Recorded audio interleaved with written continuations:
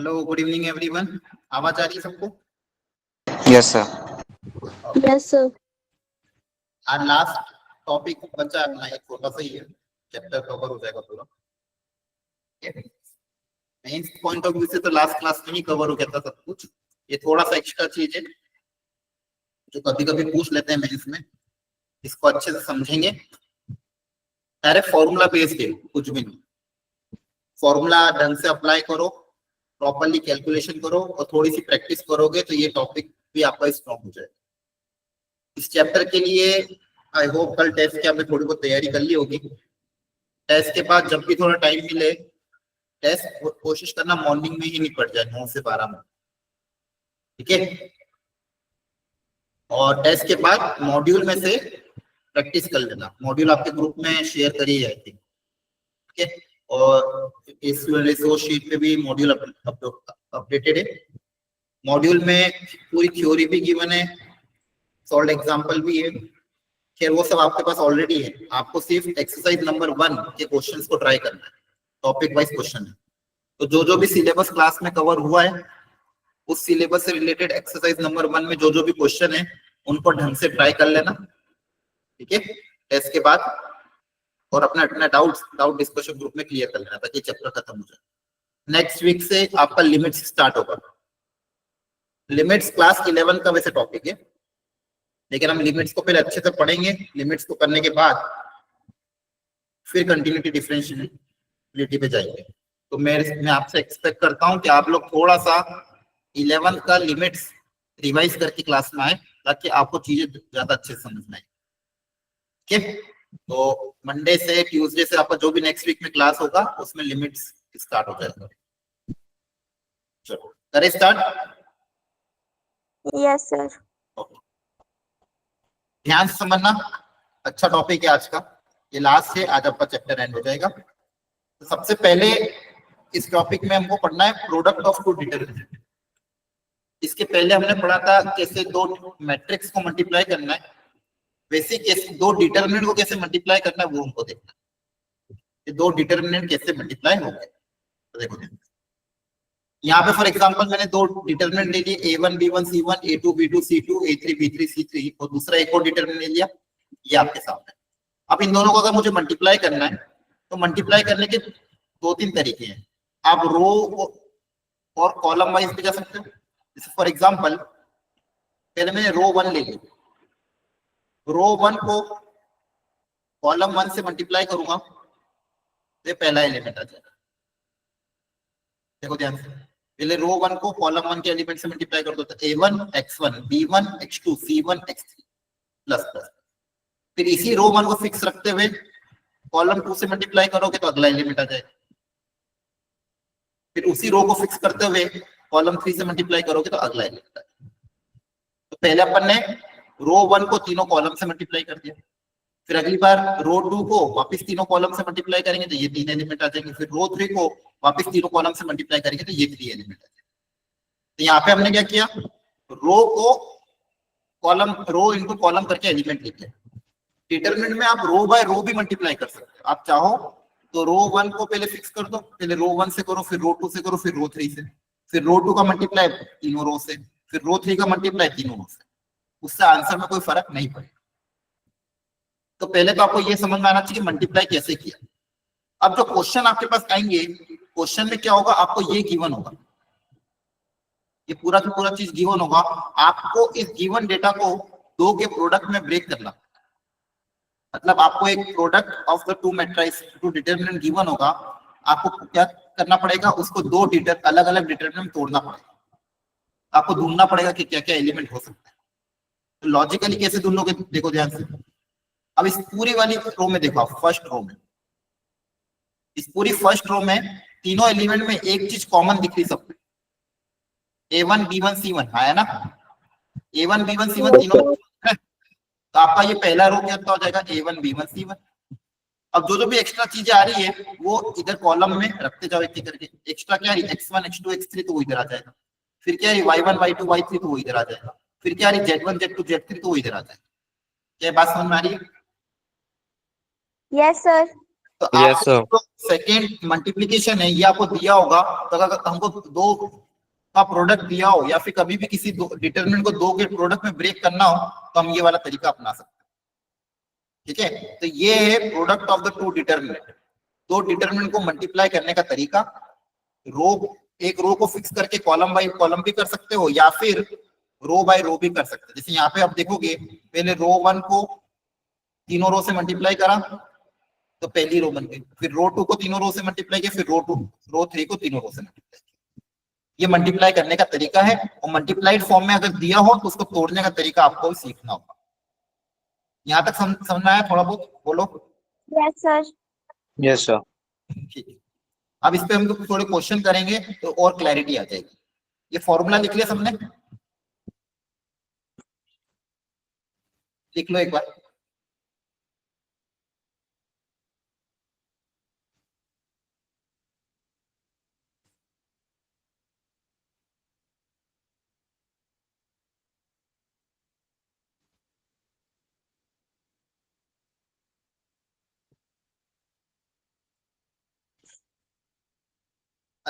ठीक है, हाँ निष्ठा जिसने लास्ट ईयर लिमिट्स नहीं पढ़ा इट्स ओके, मैं फंडामेंटल से ही पढ़ाऊंगा, वैसे कोई दिक्कत नहीं है।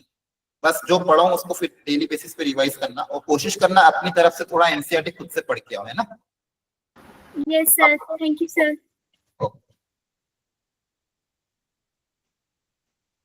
चलो सब लोग ट्राई करो। यहाँ पे आपको बोला गया show that this determinant is always non negative. सबसे पहले आपको कोशिश करनी है इस डिटरमिनेंट को ब्रेक करो दो के प्रोडक्ट में। अपनी तरफ से कोशिश करो सब लोग, इसको ब्रेक करो दो के प्रोडक्ट में। ब्रेक करने के बाद बताना क्या आंसर आ रहा है, जिसका है एंट्रीज कर सकता है।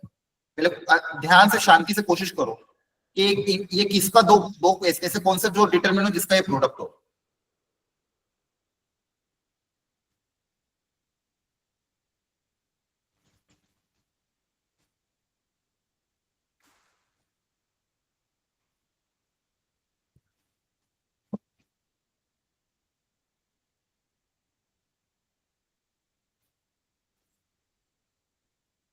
कोशिश करना सब लोग, गलत होगा चलेगा।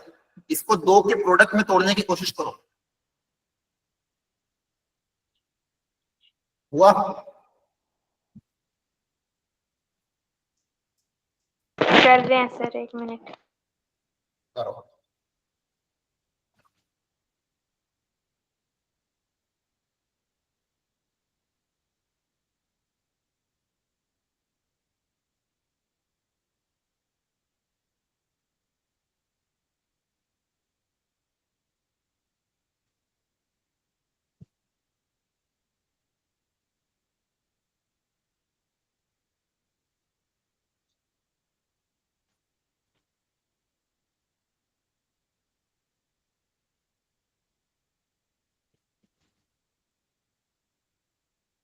किया?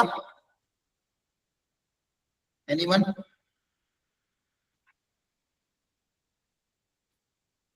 चलो बताओ।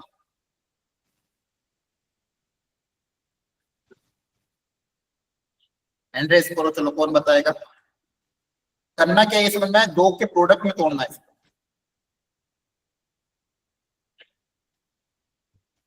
सोचो थोड़ा सा, हो जाएगा। सिमेट्रिक बनेगी, सिमेट्रिकल। बोलो, किसी ने तो किया होगा।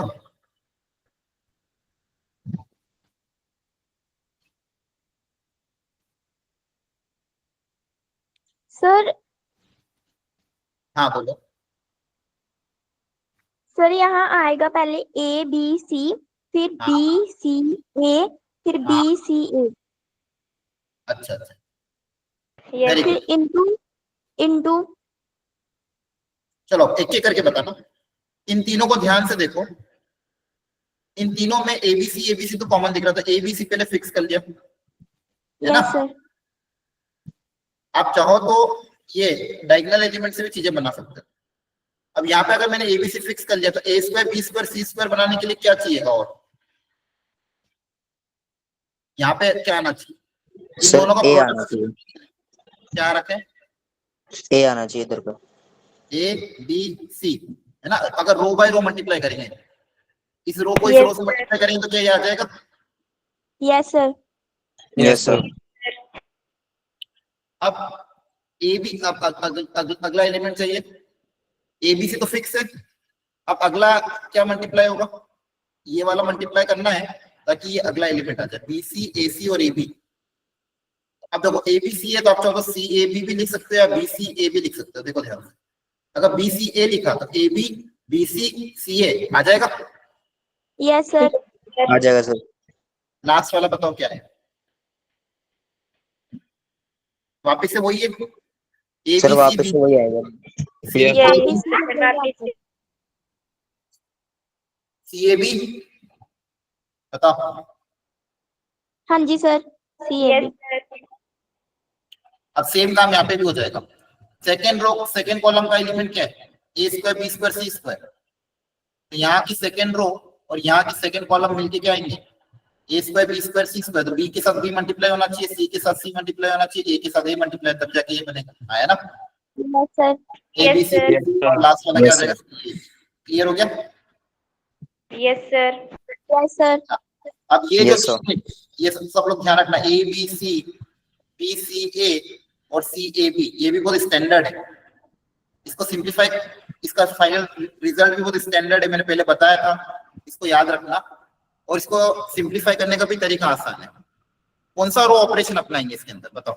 इसको सिंप्लीफाई करना, मान लो रो ऑपरेशन अप्लाई के सिंप्लीफाई करना है, तो कौन सा रो ऑपरेशन अपनाएंगे जिससे चीजें कॉमन आ जाए? सोचो। A B C B C A C A B में कौन सा रो ऑपरेशन अप्लाई करूं? बहुत स्टैंडर्ड वाला सर ABC। हाँ, कौन सा वाला? ABC। एबीसी क्या?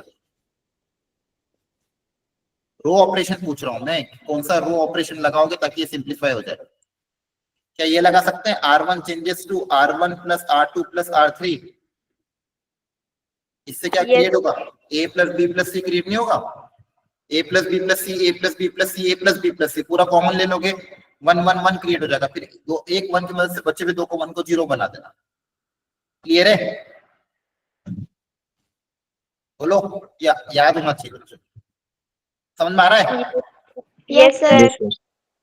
जैसे ही अप्लाई करोगे आपके पास A plus B plus C A plus B plus first row में वो आ जाएगा, फर्स्ट रो से कॉमन ले लेना, आपके पास ये बचेगा। अब मेरे पास 3 1 है तो बचे हुए 2 1 को 0 बना सकता हूँ using column operation. C2 changes to C2 minus C1 और C3 भी changes to C3 minus C1। इससे देखो क्या आ जाएगा, A plus B plus C 1 B C as it is, ये 0 हो जाएगा। C minus B A minus C 0, A minus B B minus C. ये क्या आ जाएगा? A plus B plus C, इसको मल्टीप्लाई करो, क्रॉस मल्टीप्लाई, ये C minus B B minus C, कितना हो जाएगा? Minus times of C minus B का होल स्क्वायर। चेक करते रहना कि कैलकुलेशन एरर ना हो जाए। सही है? यस सर, ठीक है। Yes sir. और यहाँ पे क्रॉस मल्टीप्लाई करोगे तो minus A minus C into A minus B, क्या आएगा? तो फाइनल रिजल्ट क्या आएगा वो याद रखो, A प्लस बी प्लस सी, और यहाँ पे देखो क्या बनेगा, पूरे में से माइनस कॉमन ले रहा हूँ मैं, माइनस बाहर आ जाएगा, B प्लस बी माइनस सी का होल स्क्वायर हो जाएगा B square plus C square minus 2BC।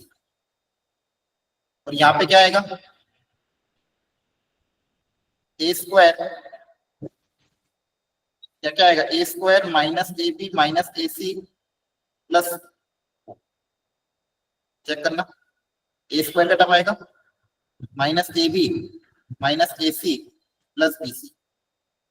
Calculation देखते रहना कहीं गड़बड़ ना हो जाए। कुछ गड़बड़ होगी क्या? ABC BC CAB, R1 changes to R1 plus R2 plus R3 किया, C2 minus C1 C3 minus C1, C minus B A minus C, A minus B B minus C, है ना? ओपन कर दिया आपने फर्स्ट रो के about, C minus B into B minus C क्या हो जाएगा? Minus of C minus B का whole square. Minus of A minus C into A minus B. इससे क्या बना, माइनस कॉमन ले लिया, अच्छा हाँ ये प्लस हो जाएगा, माइनस कॉमन लेके तो ये क्या हो जाएगा प्लस। क्लियर हो रहा है? Yes Yes, sir. सर। आपके पास बचेगा A square plus B square plus C square minus A B minus B C minus C. ये आएगा, ये भी स्टैंडर्ड है, अगर याद करो तो क्या था ये, इसका भी आइडेंटिटी होती थी, A square plus B square plus C square minus A B minus B C minus C. किसको बोलते थे, याद है? बताओ, यस बताओ ना सर। क्या था इसका, बताओ। ये किसका फैक्टर था, A plus B plus C into A square plus B square plus C square plus square. Minus A B minus B C minus C A. ये किसका फैक्टर था, किसको ओपन करने, मतलब ये किसको लिखते थे ये वाला, कौन से एडिशन? बताओ।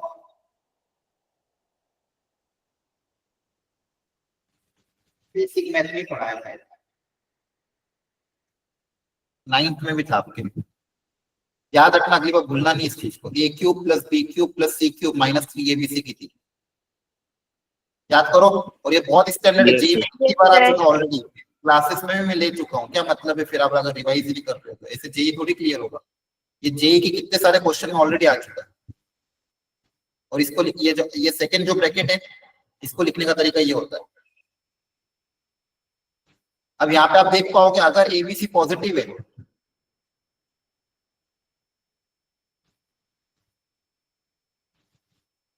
तो ये और ये ऑलवेज कैसा होगा, then this is always positive. क्योंकि क्लियरली देखो, अगर एबीसी पॉजिटिव है तो ये पॉजिटिव रहेगा, और ये 3 स्क्वायर का सम है तो ये तो हमेशा पॉजिटिव रहेगा। तो अगर एबीसी पॉजिटिव है तो ये क्वांटिटी ऑलवेज ग्रेटर देन 0। तो A cube yes plus B sir. Cube plus C cube minus 3abc को इस तरह से लिख सकते हैं, ध्यान रखना। क्लियर हो गया? Yes sir. और आपका ये जो स्टैंडर्ड आया इसको भी ध्यान रखना, क्या सीखा है मैंने अभी, ए बी सी, इसको लिख लो सब लोग, ए बी सी बी सी ए और सी ए बी। इसको एक्सपांड करने का तरीका क्या हो जाएगा, minus of A cube plus B cube plus C cube minus 3abc। तो माइनस टाइम्स आया था, तो ये रिजल्ट याद रखना अगली बार कभी आए, A cube plus B cube plus C cube minus 3abc।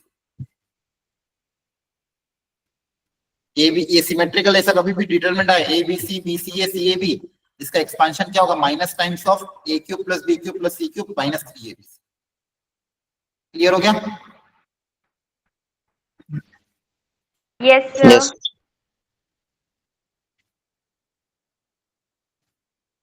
चलो, इसके अलावा ये 3 भी स्टैंडर्ड थे, पहले भी बताया था, इसको भी लिख लो, ये तीनों भी याद होने चाहिए। 1 1 1 X Y Z, X square Y square Z square का फैक्टर क्या बनेंगे, ये तीनों। इसके फैक्टर क्या बनेंगे, ये 4, और इसके फैक्टर क्या बनेंगे, ये। जल्दी से उतारो इसको और याद रख लेना, ये स्टैंडर्ड है, पहले भी बताया था, इंपॉर्टेंट है।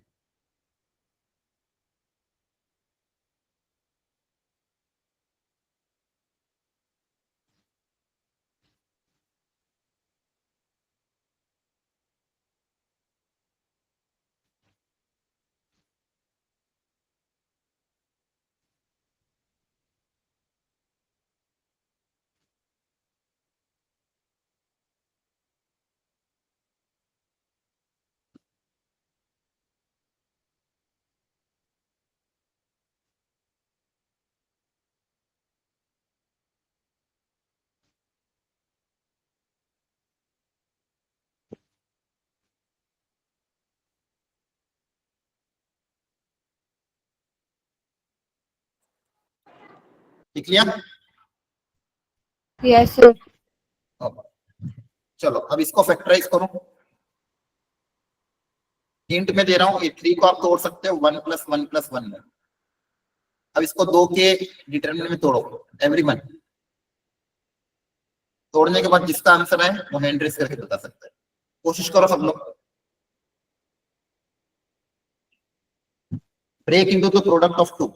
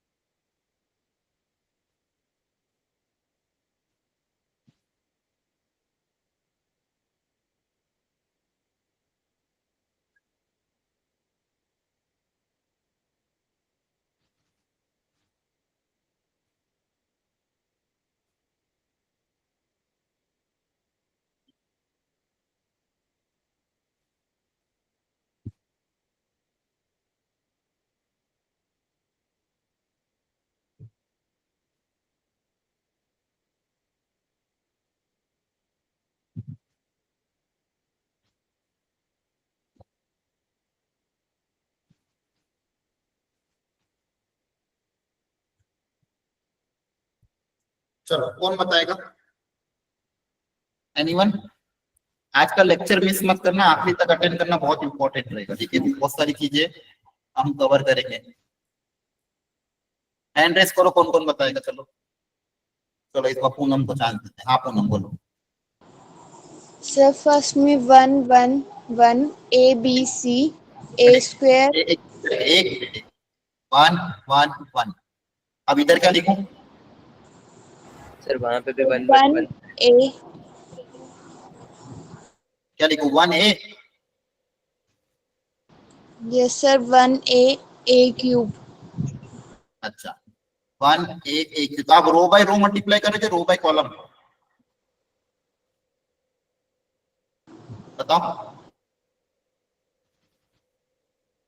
सर रो अगर by column row by column तो फिर कॉलम में क्या आएगा? फर्स्ट सर कॉलम में क्या 1 आएगा? 1 1 1 1 ओके, ये फर्स्ट रो फर्स्ट कॉलम को मल्टीप्लाई करेंगे तो ये आ जाएगा। Very good. अब फर्स्ट रो और सेकंड कॉलम को मल्टीप्लाई करने पे ये चाहिए, तो बताओ यहाँ पे क्या आएगा? Sir A B C very good. और यहाँ पे क्या आ जाएगा? A cube B cube C cube very good. अब मुझे बताओ सेकंड रो में क्या आएगा इधर की? A अब B अब रो, C हाँ वेरी गुड। अब अगला मुझे क्या चाहिए था? सेकंड रो में पहला एलिमेंट ऑलरेडी यहाँ पे 1 1 1 है, तो यहाँ पे क्या चाहिएगा? ABC। फिर A square B square C square चाहिए, ऑलरेडी क्या ABC है, तो ये ऑलरेडी क्रिएट हो जाएगा, ये भी क्रिएट हो जाएगा। अब थर्ड रो और थर्ड रो और फर्स्ट कॉलम को मिलकर क्या क्रिएट करना है? A square B square C square. तो पहले से 1 1 1 है, यहाँ पे क्या आ जाएगा? A square B A square C। Square B very yes good. अब ये स्टैंडर्ड है क्या? यस सर दोनों स्टैंडर्ड है। दोनों के दोनों ही स्टैंडर्ड है। और यहाँ पे भी ट्रांसपोज ले सकते हो, ट्रांसपोज लेने पे डिटरमिनेंट की वैल्यू में फर्क नहीं पड़ता। दोनों ही स्टैंडर्ड है, दोनों के फैक्टराइज हो पाएंगे, है ना? क्लियर है? ओके। ये सारी चीजें बहुत अच्छी है एक्चुअली। एनसीईआरटी से डिलीट हो गई, पहले बहुत अच्छे अच्छे क्वेश्चन थे एनसीईआरटी में 2 साल पहले। ये जो क्वेश्चन मैं करा रहा हूँ इससे भी अच्छे लेवल के क्वेश्चन एनसीईआरटी में होते थे पहले, लेकिन उन्होंने अब सिलेबस से उड़ा दिया उस चीज को। लेकिन कॉन्सेप्ट इंपॉर्टेंट है, मेन से एडवांस में क्वेश्चन आते हैं इसमें, ठीक है? इसलिए हमको पढ़ना अच्छे से इसको। बाकी एनसीईआरटी में बहुत अच्छे क्वेश्चन थे डिटरमिनेंट के। तो एग्जांपल मैंने आपके लिए ये सॉल्व एग्जांपल, घर पे इनको ट्राई करना। क्लियर है? Okay sir. और यहाँ पे 2 प्रैक्टिस प्रॉब्लम भी है और आंसर की भी कीमत है, तो ये 4 क्वेश्चन ट्राई कर लोगे तो कॉन्सेप्ट पूरा क्लियर हो जाएगा। आपको समझ में आएगा कैसे 2 का मल्टीप्लिकेशन करना और मल्टीप्लिकेशन को कैसे ब्रेक करना। Everyone clear? Yes sir. Yes sir. अब हेडिंग डालो डिफरेंशिएशन ऑफ डिटरमिनेंट। हेडिंग डालो डिफरेंशिएशन ऑफ डिटरमिनेंट।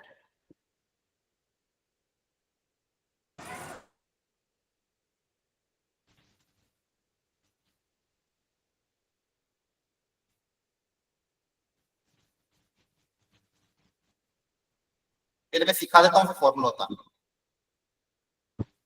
जैसे एग्जांपल ले रहा हूं, मान लो कोई डिटरमिनेंट है x 3x स्क्वायर 8x और मान लो x की, ये कोई डिटरमिनेंट है, मान लो फंक्शन ऑफ x है।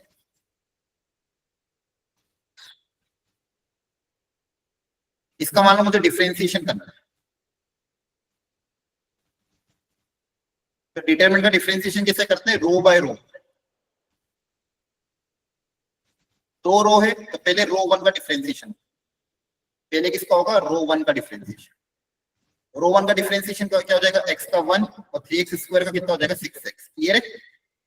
Yes sir.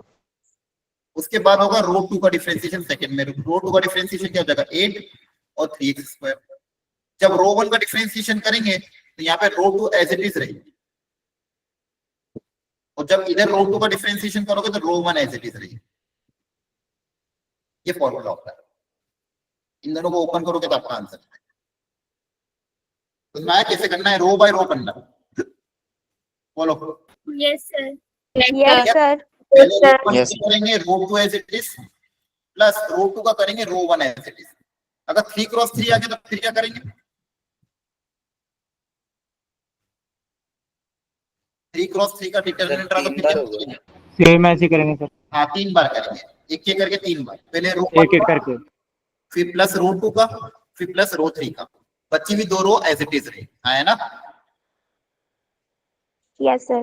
यस ठीक है, यस सर। तो देखो इन्होंने यहाँ पे शॉर्ट में लिख रखा है, इन्होंने, अच्छा सब कुछ में स्क्वायर मैट्रिक्स, डिटरमिनेंट सिर्फ स्क्वायर मैट्रिक्स का ही निकल सकता है, ध्यान रखना। जो भी हम बात करेंगे सिर्फ स्क्वायर मैट्रिक्स की ही बात करेंगे, ठीक है? स्क्वायर मैट्रिक्स का ही डिटरमिनेंट निकल सकता है। तो यहाँ पे इन्होंने शॉर्ट में दिया, मान लो R1 शॉर्ट में मतलब रो 1 है रो 2 है, ये डेल्टा है मान लो, तो डेल्टा का डिफरेंशिएशन क्या हो जाएगा? रो 1 का differentiation row 2 as it is plus row 1 का रो 2 का differentiation row 1 as it is. 3x3 में मान लो 3 रो है, तो पहले रो 1 का करेंगे, बची हुई 2 रो एज इट इज, फिर रो 2 का करेंगे, बची हुई 2 रो एज इट इज, फिर रो 3 का करेंगे, बची हुई एज इट इज।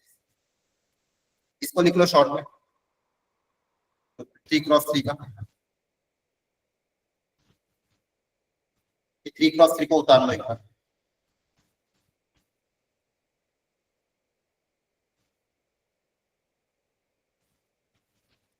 तो अब ध्यान रखना, कभी भी डिफरेंशिएशन पूछे आपको पता होना चाहिए कैसे करना है। क्लियर? बोलो। Yes sir. Yes sir. ठीक है, इसको उतार लेना बाद में।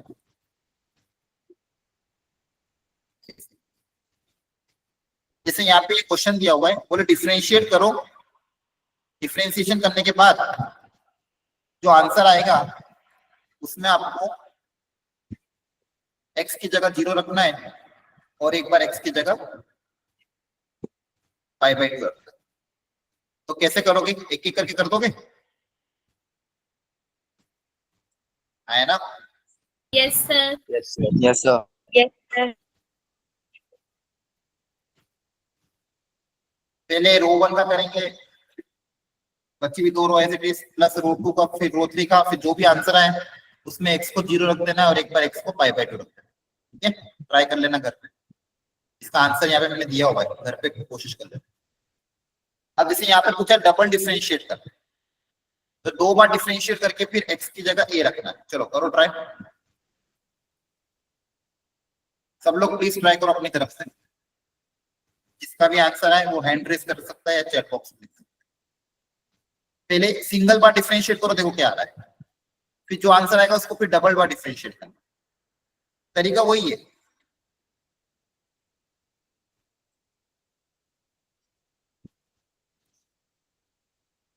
कोशिश करो, गलत होगा चलेगा, फिर अपन सीख लेंगे क्या गलती हुई है। अपनी तरफ से कोशिश करो, वो बताओ क्या आंसर है। सर ए कांस्टेंट है। हाँ ये कांस्टेंट है, वेरिएबल यहाँ पे x है, देखो वहां पे f ऑफ x दिया हुआ ना, तो कभी भी अगर f ऑफ x दिया मतलब x वेरिएबल है, बच्चे में सब कांस्टेंट, फिर चाहे y क्यों ना आ जाए, अगर f ऑफ x दिया हुआ है मतलब x वेरिएबल है।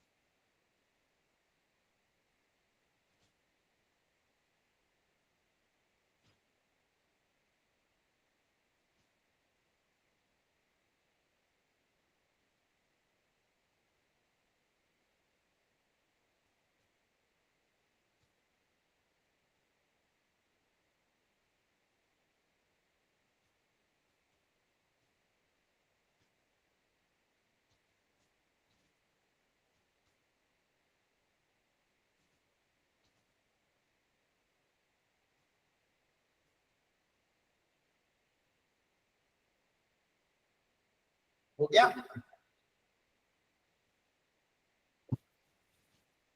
बोलो इतना टाइम कैसे लगे? अगर कांस्टेंट का डिफरेंशिएशन क्या होता है? Zero zero. जीरो तो तब तक तो आंसर आ जाना चाहिए था, इतना टाइम कैसे लग रहा है? बताओ क्या आ रहा है? 0 फाइनल आंसर जीरो आ रहा है? Sir Yes, single sir. Bar differentiation to 6 4 2 आपको दोनों बार पूरा डिफरेंशिएट करने के बाद फिर ए रखना है। पहले से ए रख दिया क्या आपने? पहले दो सर दो बार इसका तो डिफरेंशिएट 3 करो, बार फिर जो होगा। अरे 2 बार करना है ना डिफरेंशिएट। पहले एक बार करो, फिर दूसरी बार करो, फिर x जो आंसर है उसमें x की जगह ए रखो। करो ट्राई, बताओ किसका आंसर क्या आ रहा है, वापस बताओ।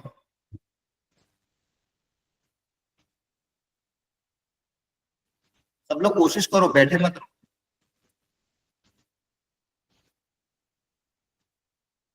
बताओ पहली बार डिफरेंशिएट, देखो रो 1 का डिफरेंशिएशन करने का तो लिखने की जरूरत है क्या? तो 0 0 0 ही आ जाएगा।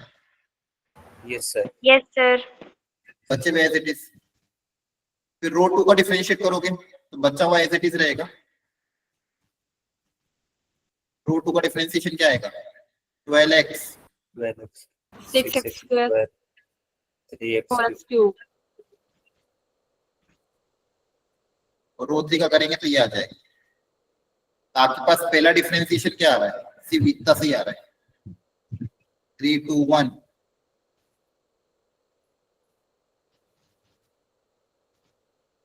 इसमें क्या दिक्कत थी? ये तो होना चाहिए था। अब करो वापस से डिफरेंशिएट हो, बताओ मुझे आंसर क्या आएगा। एक बार और करो आप सेकंड टाइम, और x को ये रखने पे फाइनल आंसर क्या आ रहा है? जो एज इट इज आएगा उसे ऐड नहीं करना क्या? सर? वो तो यहाँ जीरो पे हो जाएगा ना। एक रो में 3 एलिमेंट अगर जीरो होते तो उसका आंसर तो जीरो हो जाएगा ना, उससे तो जाएगा ही नहीं ना।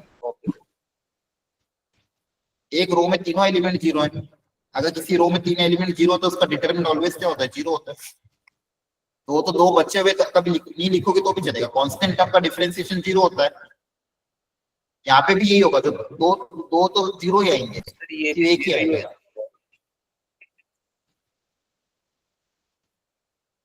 या जीरो आंसर आ रहा है?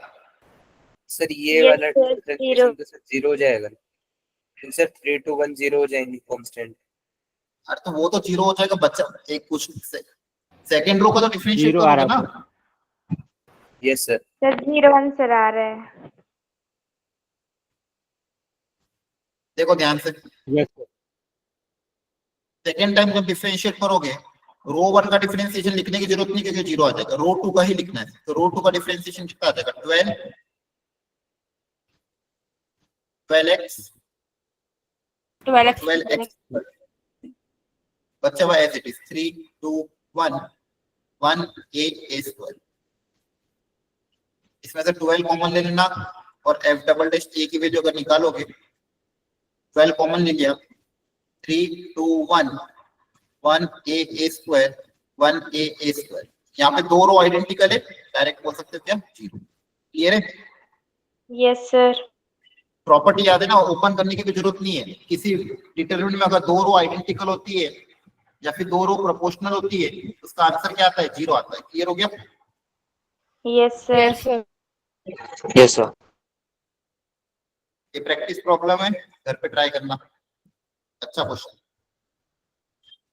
हेडिंग डालो integration of determinant. Integration of determinant, वो जो ऊपर डिटरमिनेंट दिया हुआ है delta x equal to f1x f2x f3x, तो नीचे दोनों रो कांस्टेंट है। आपको इंटीग्रेशन में जनरली एक ही रो में वेरिएबल दिखेंगे, ठीक है? तो जो रो में वेरिएबल दिख रहे हैं बस उसी का इंटीग्रेशन करना है, बची हुई दो रो एज इट इज रहेगी। फाइनल रिजल्ट लिख लो बस, जो दोनों बॉक्स में मैंने फाइनल रिजल्ट लिखा है उसको उतार लो। डेल्टा x अगर ये है तो उसका इंटीग्रेशन क्या हो जाएगा? ये हो जाएगा। दोनों बॉक्स में जो गिवन है वो उतार।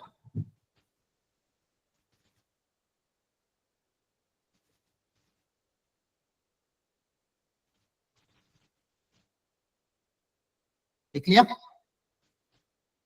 Yes, sir.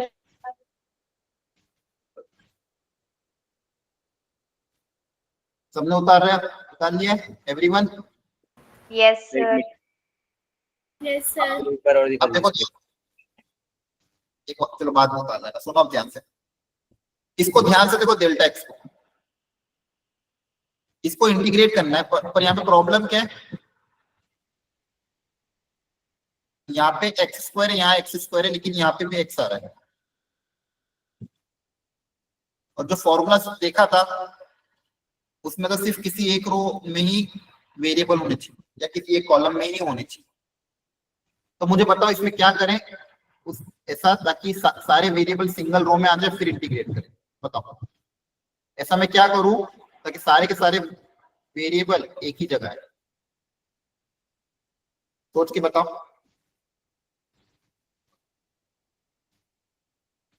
बोलो, थोड़ा सा दिमाग लगाओ, पता चल जाएगा।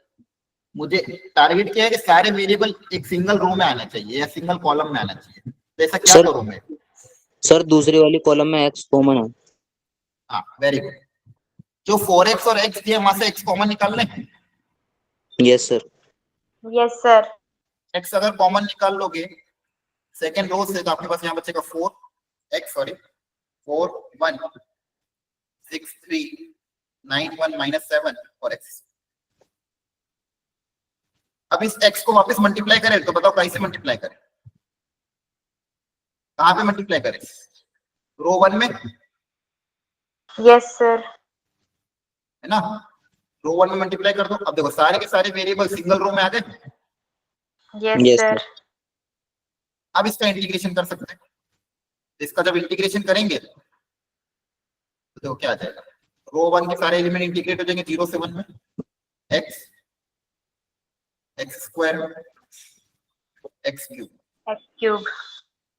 6 4 3 9 1 -7। तो ये आपका इंटीग्रेशन हो जाएगा। इंटीग्रेट तो कर लोगे? Yes sir. Yes, sir. अब देखो एक क्वेश्चन आया है, वो इसका तरीका बहुत अच्छा है, उसको समझना अच्छे से। यहाँ पे बोला कि आइडेंटिटी, आइडेंटिटी मतलब आइडेंटिटी क्या होती है कि x की वैल्यू LHS RHS में हम कुछ भी रख सकते हैं, दोनों तरफ सेटिस्फाई करेगा। मतलब जो LHS में रखेंगे, LHS में x की वैल्यू कुछ रखी और RHS में x की वैल्यू कुछ रखी तो आंसर क्या आएगा? सेम आएगा। तो उसको आइडेंटिटी बोलते हैं। तो बोला कि एक आइडेंटिटी है जो आपके सामने की बने और आपको टी निकालना है। क्या निकालना है? टी। तो मुझे बताओ टी को निकालने का तरीका क्या होगा, ऐसा क्या करें इसके अंदर ताकि टी की वैल्यू आ जाए?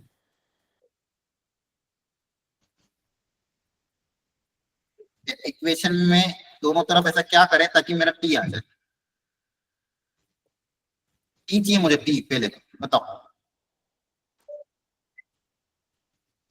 थोड़ा दिमाग लगाओ, समझ में आ जाएगा। यूज करो दिमाग अपना। ऐसा मैं क्या रखूं, ऐसा मैं क्या करूं ताकि डायरेक्टली मेरा टी आ जाए? Sir determinant. नहीं, डिटरमिनेंट ओपन नहीं करना है, बिना डिटरमिनेंट ओपन किए ही टी निकालना है। थोड़ा सा सोचो, आ जाएगा दिमाग में। आपको बोला कि आइडेंटिटी, मैंने इतना हिंट भी दे दिया है। आइडेंटिटी मतलब क्या होती है? आइडेंटिटी मतलब ऐसी चीज जिसमें आप x की वैल्यू कुछ भी रखो, LHS RHS में सेटिस्फाई करती है। जो वैल्यू LHS में रखेंगे वही वैल्यू RHS में भी रख सकते हैं, इसको आइडेंटिटी बोलते हैं। तो सोचो यहाँ पे टी निकालने के लिए क्या करें?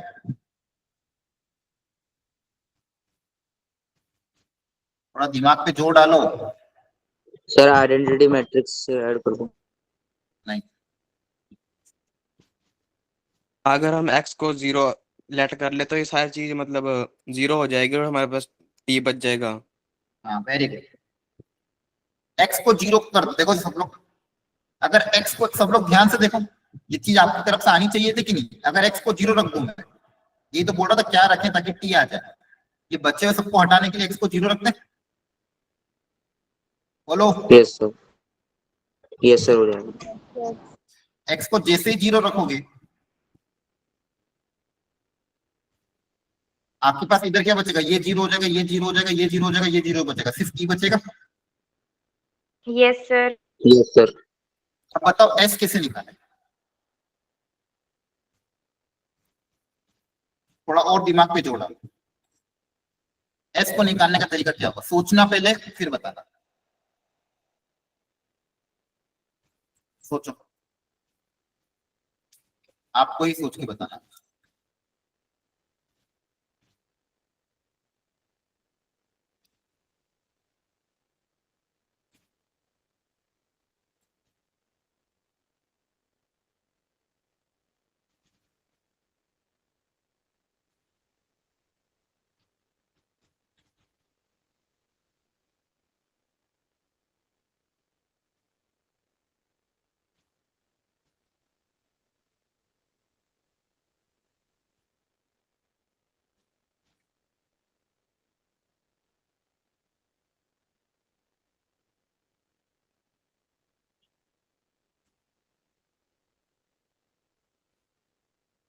बताओ, थोड़ा तो दिमाग पे जोर डालो, मोबाइल देख देख के दिमाग की हालत खराब कर ली। एक्स को 1 रखने पे फायदा। हाँ बताओ क्या कह रहे हो। Sir both side t minus कर दें। टी माइनस करने से टी हटेगा, लेकिन पी क्यू आर एस तो रह ही जाएगी ना। सर उसके बाद x 0 रखो। टी नो सर x 0 नहीं होगा। और सोचो, x को 1 रखने पे भी काम नहीं होगा, क्योंकि 1 रखोगे तो p plus Q plus R plus S plus T आएगा। अगेन बहुत सारे वेरिएबल होते हैं, तो 1 से भी काम नहीं। और बताओ,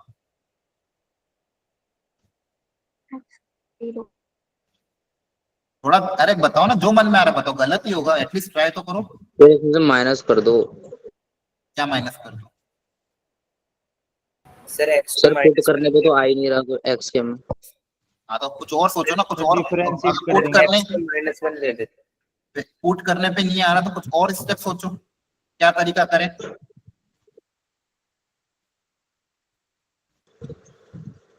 सर डिफरेंशिएट। इससे क्या होगा? सर सर, एक्स दूसरी हट वैल्यू डाल। जाएगा। जैसे एक्स क्यूब है तो एक बार करेंगे तो 2x स्क्वायर 3x स्क्वायर आ जाएगा, फिर एक और बार करेंगे तो 6x। तो तुम क्या कह रहे हो, 4 बार डिफरेंशिएट करेंगे? सर एक और डिफरेंशिएट करके x की वैल्यू 0 डाल देंगे ना। वेरी सर लगभग दो क्लोज आ बार गए। कर दो। हाँ हाँ बस यही हो गया, आंसर आ गया। इतनी देर में तो आंसर चाहिए। फिर एक बार डिफरेंशिएट करो और फिर x को 0 रखो। देखो ध्यान से, अगर एक बार डिफरेंशिएट करोगे तो RHS में क्या बनेगा, ये पूरा टर्म में आएगा 4p x cube 3q x square 3r x square plus s। s अकेला बच जाएगा, बोलो। इसका डिफरेंशिएशन क्या जाएगा, ऐसा जाएगा, t का डिफरेंशिएशन तो 0 हो जाएगा, आया ना? Yes sir. समझ में आ रहा है कि नहीं आ रहा है? एक बार डिफरेंशिएट करेंगे, अब x को 0 रख दो। जैसे ही x को 0 रखोगे सिर्फ s बच जाएगा, आया ना? Yes sir. अब x को 0 रखोगे, देखो इधर भी डिफरेंशिएट होगा तो 3 टर्म बनेंगे। आपको सिखाया कैसे डिफरेंशिएट करना है। फिर x को 0 रख देना, और इधर x को जैसे 0 रखोगे सारे p q और r सब 0 में चले जाएंगे, आपके पास सिर्फ s आ जाएगा। तो ऐसे p आया, p तो डायरेक्ट आ गया था x को 0 रखने पे, और s निकालने के लिए पहले डिफरेंशिएट किया फिर x को 0 रखा। समझ में आया कि नहीं आया? Yes sir. तो देखो बच्चे, ये सब सोचने वाली बात है, थोड़ा सोचना अगली बार से। हेडिंग डालो नेक्स्ट, क्लेले हैमिल्टन थ्योरम। सब लोग हेडिंग डालो।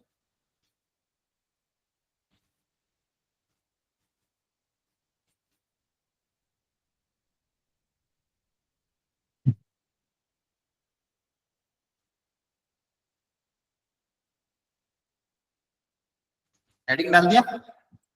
अब देखो ये बहुत Yes, अच्छी sir. चीज है, जब भी आपके पास ऐसे क्वेश्चन आते हैं ना, फाइंड, आपने एनसीईआरटी में भी देखे होंगे, एक मैट्रिक्स ए दिया हुआ है, पूछा है find the value of a square minus 5a plus 3i और prove that a square minus 5a plus 3i equal to 0, या फिर prove that a cube a inverse equal to a cube plus 2a square plus 3a plus i, है ना?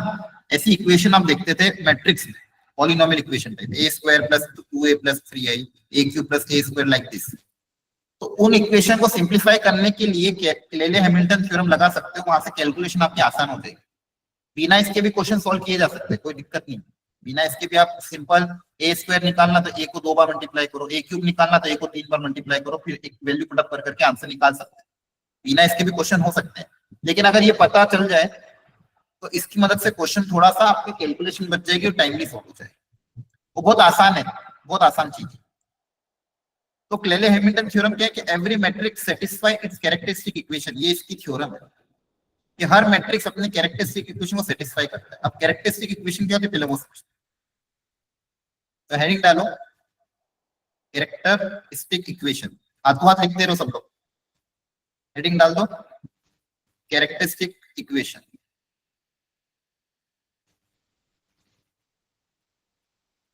तो characteristic equation निकालने का formula है determinant of A minus X I equal to 0। Determinant of A minus X I equal to 0, ये आपकी characteristic equation है।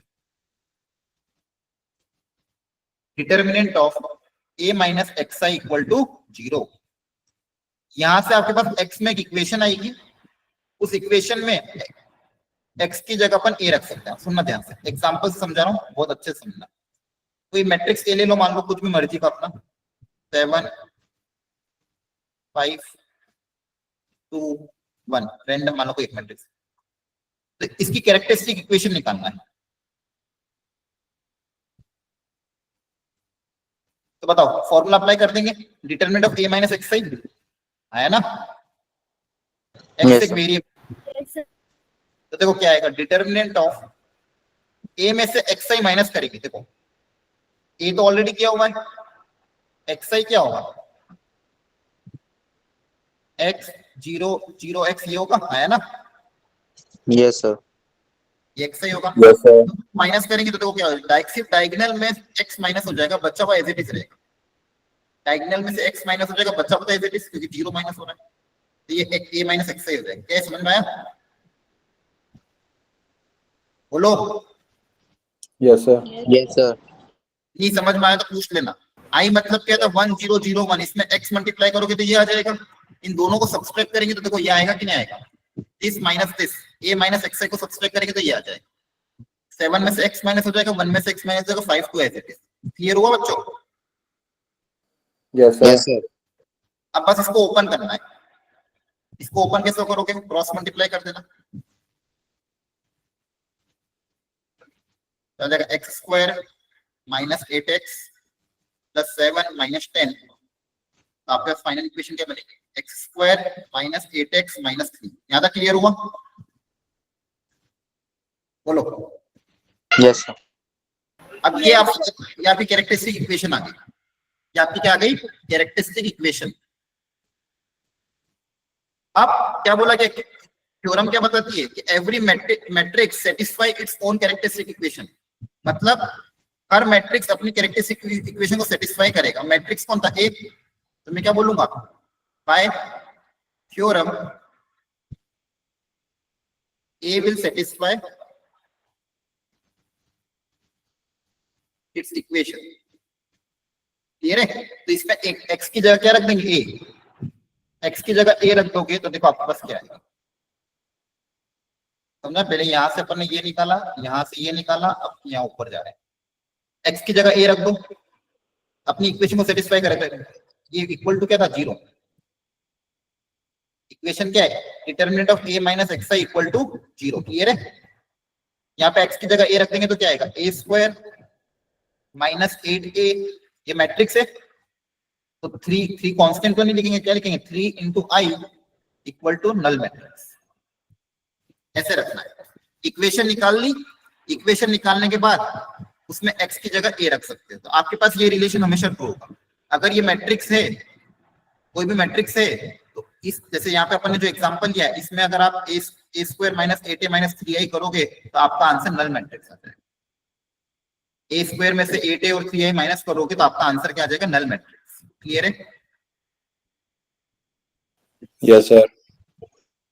समझ में आ रहा है Yes, आपको? जो मैं पूछ रखा होता है वो जनरली यही होता है जो आया हमारा। नहीं, जनरली नहीं होता है, थोड़ा बहुत ऊपर नीचे होगा, लेकिन इसकी मदद से एटलीस्ट इतना तो पता चल गया ना, इस पूरे की वैल्यू 0 आ रही है। तो आपको इतना तो कैलकुलेट नहीं करना पड़ेगा, आया ना? Yes sir. ठीक है। अब देखो इसको निकालने का एक शॉर्ट ट्रिक भी होता है, सिर्फ 2x2 के लिए अप्लाई करना शॉर्ट ट्रिक। देखो मुझे यहाँ पे क्या चाहिए 8 और यहाँ क्या आ रहा है 3 -3। तो ध्यान से देखो इसका डिटर्मिनेंट की वैल्यू कितनी है, निकालो इसके डिटर्मिनेंट की वैल्यू। -3। -3। -3। अच्छा वेरी गुड। अच्छा इसका ट्रेस क्या है, ट्रेस समझते हो ना, trace of A? 8।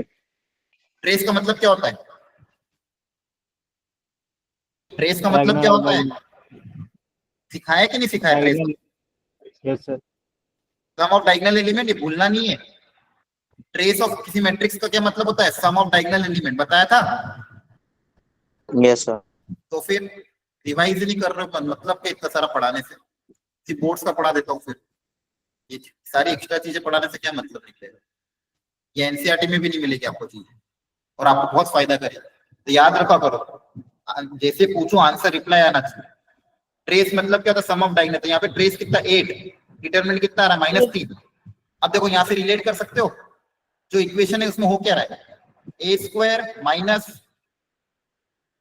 Trace of a into a plus determinant of a into i equal to null matrix, आया ना? Yes sir. लिख लो ये, यस सर। तो डायरेक्ट भी निकाल सकते हैं तरीके। देखो ये 2x2 के लिए डायरेक्ट फॉर्मूला है, बाकी नॉर्मल अगर 3x3 रहा तो उसके लिए तो आपको ओरिजिनल फॉर्मूला ही अप्लाई करना पड़ेगा, determinant of a minus xi equal to 0, इसको तो भूलना ही नहीं है।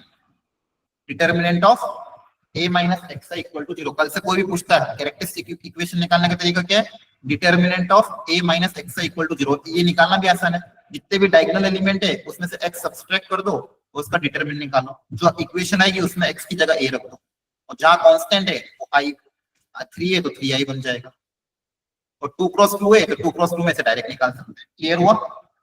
जल्दी बताओ, यस सर। यस हो गया क्लियर। थोड़ा फटाफट करना पड़ेगा, 5 मिनट बाकी। देखो यहाँ पे उन्होंने एग्जांपल लेके कर रखा है, आप घर पे एक बार और ट्राई कर लेना। अब जैसे यहाँ पे क्वेश्चन है, बोला कि अगर ए इनवर्स अगर ये है तो सीओडी निकालो, तो सब लोग इसकी कैरेक्टरिस्टिक इक्वेशन निकालो जल्दी से।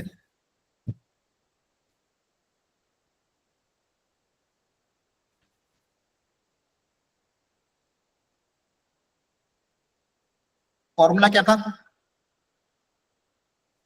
बताओ? Determinant of a minus xi equal to 0। करो।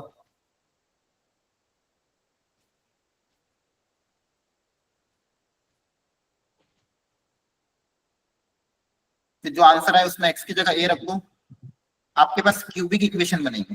फिर जो भी क्यूबिक इक्वेशन बने उसमें a इनवर्स निकालने के लिए multiply both side by a inverse, ये मल्टीप्लाई करने के बाद पता करो a इनवर्स कितना है, फिर कंपेयर करके पता कर लेंगे सीओडी।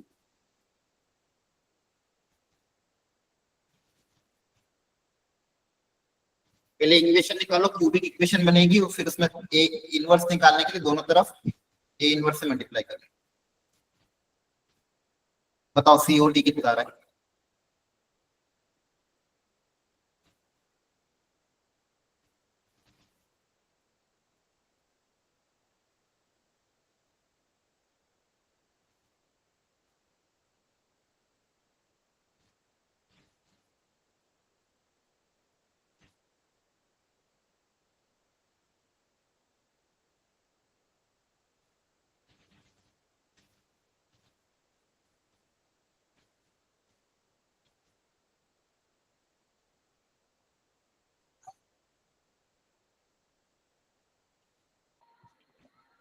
सर C -6 आ रहा है और D11। ओके, देखते हैं, चलो निकालो अपना अपना आंसर, चेक करते हैं।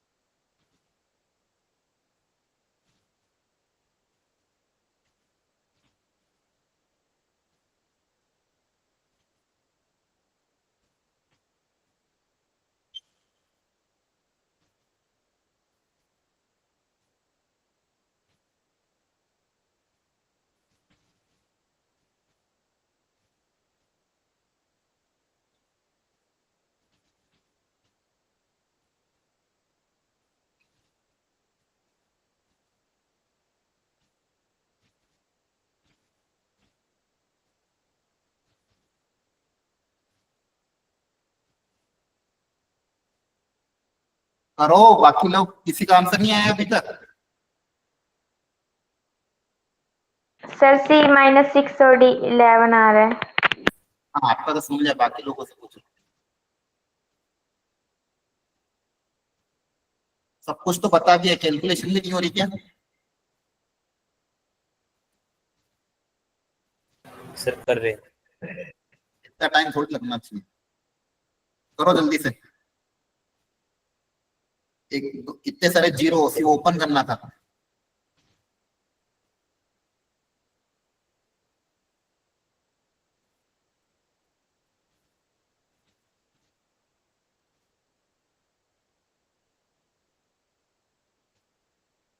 इस कॉमन निकाल,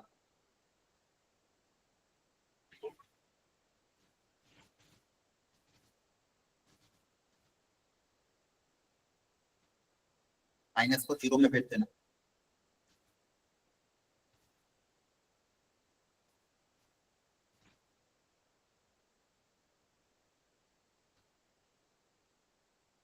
माइनस जीरो में चला जाएगा, एक्स क्यूब -5 प्लस 6।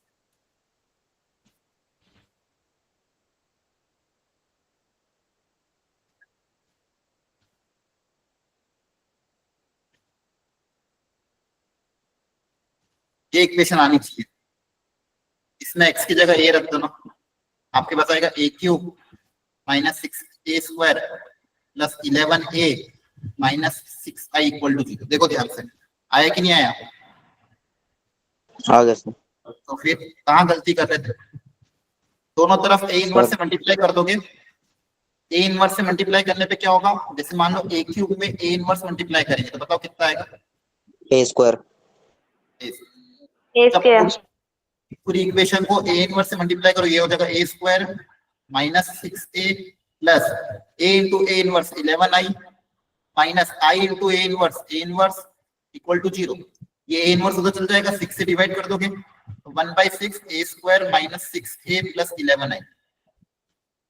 अब देखो जो आंसर निकालना था वो आ गया ऑलरेडी, a इनवर्स। अब इन दोनों को कंपेयर करो तो बताओ कितना आएगा? Sir c = -6 and d = 11। Yes sir। आपके सामने मैंने सॉल्व किया, आप लोग पता नहीं इतना टाइम क्या कर रहे थे। अभी सिखाया था कि नहीं सिखाया था? बोलो। Yes sir. Yes sir सिखाया था। ये फॉर्मूला लिख लेना बाद में एक बार, और ये एक और क्वेश्चन घर पे ट्राई कर लेना, सेम पे ही है। अब सुनो ध्यान से, एक फॉर्मूला और लास्ट, हेडिंग डाल दो समेशन ऑफ डिटरमिनेंट। ये पहले बताया था समेशन ऑफ डिटरमिनेंट मैंने।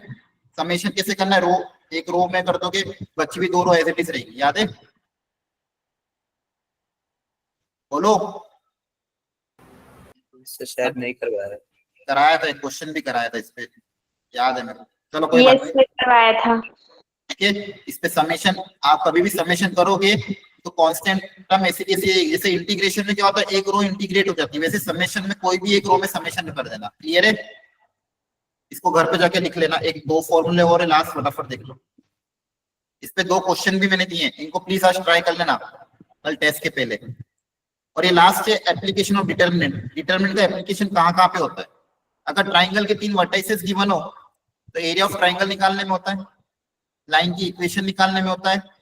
3 लाइन अगर कॉन्ग्रुएंट है तो डेल्टा इक्वल टू 0 से निकाल सकते हैं, ठीक है? तो ये इंपॉर्टेंट है, मैं एक बार समझा देता हूँ क्या है, फटाफट सुन लो बस। पहले वाले केस में अगर ट्राइंगल है,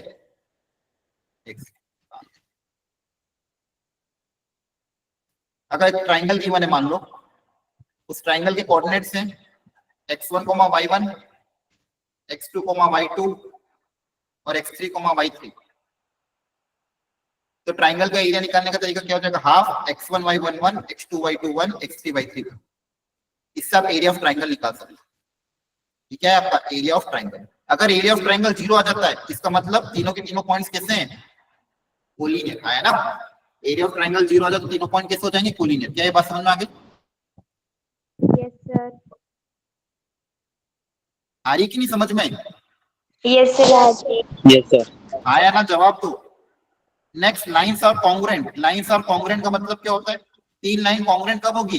जब तीनों के तीनों एक सिंगल पॉइंट से पास करे, तो ऐसी लाइन को हम बोलते हैं कॉन्ग्रुएंट। मान लो ये लाइन L1 है, ये L2 है, ये L3 है, तीनों लाइन अगर एक सिंगल पॉइंट से पास करते हैं तो ऐसी लाइन को बोलते हैं कॉन्ग्रुएंट। मान लो ये आपको 3 लाइन की इक्वेशन गिवन है L1, L2 और L3, तो कॉन्ग्रुएंसी की कंडीशन क्या हो जाएगी? इनके जो कोएफिशिएंट होंगे A1 B1 C1, A2 B2 C2, A3 B3 C3, इनका डिटरमिनेंट क्या होगा? 0। वेरी इंपॉर्टेंट, ये दो फॉर्मूले ही आपको याद रखने हैं। बच्चे में तो ये रखोगे तो भी चलेगा, इक्वेशन निकालने का तरीका दूसरा ज्यादा सही है। ये दो फॉर्मूले खासकर अभी ध्यान रखना, फर्स्ट वाला और सेकंड वाला। कॉन्ग्रुएंसी का मतलब क्या होता है? कोई भी तीन लाइन कॉन्ग्रुएंट कब होगी? जब तीनों के तीनों एक सिंगल पॉइंट ऑफ इंटरसेक्शन से पास करें, ठीक है। और कॉन्ग्रुएंसी की कंडीशन कैसे अप्लाई करोगे? डिटरमिनेंट ऑफ जितने भी आपके वेरिएबल हैं उनके जो कोएफिशिएंट है उनका डिटरमिनेंट 0 से इक्वेट कर दोगे, ये कॉन्ग्रुएंसी की condition. Is it clear everyone? Yes sir. ठीक है, बस यही लास्ट था इसका Yes, एप्लीकेशन। sir. देखो आपका चैप्टर कंप्लीट हो चुका है, मॉड्यूल अच्छे से सॉल्व करोगे तो चैप्टर और स्ट्रॉन्ग हो जाएगा, ठीक है। कितना डीपीपी अगर सॉल्व कर रखे तो और भी अच्छी बात है, अगर डीपीपी नहीं करी है तो अगेन कुछ किया नहीं जा सकता। लेकिन अब बस मॉड्यूल है, मॉड्यूल को सॉल्व कर लेना ताकि अगले चैप्टर स्टार्ट होगा उसके पहले आपका ये चैप्टर वाइंड अप हो जाना चाहिए। और कल का टेस्ट प्रॉपर्ली देना ईमानदारी से, ठीक है। चीटिंग मत करना, पता चल जाता है टफ गलत क्वेश्चन को भी सही करके आ जाते हो, कभी कभी क्वेश्चन में एरर आता है उसको भी तुम सही कर लेते हो नेट से देख देख के, ठीक है। तो ईमानदारी से पेपर देना। मैथ्स में 5 क्वेश्चन होंगे तो भी चलेगा, आपसे 25 में से 5 हो तो 5 ही करके आना, 6 हो तो 6 करना, 10 हो तो 10 करना, सारे मत करने के चक्कर में चीटिंग मत करना, ठीक है। चलो thank you, bye bye. Thank you sir.